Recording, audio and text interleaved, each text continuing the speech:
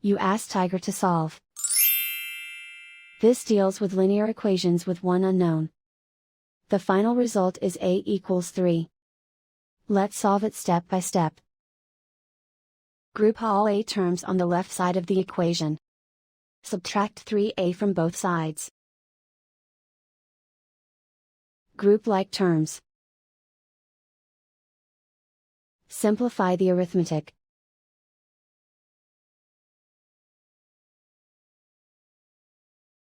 Group all constants on the right side of the equation.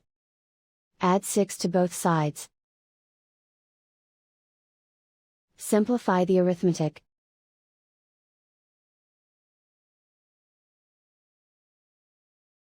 Isolate the a.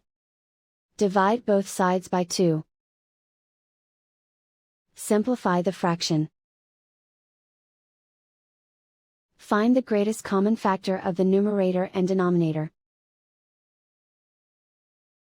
Factor out and cancel the greatest common factor. And so the final result is a equals 3.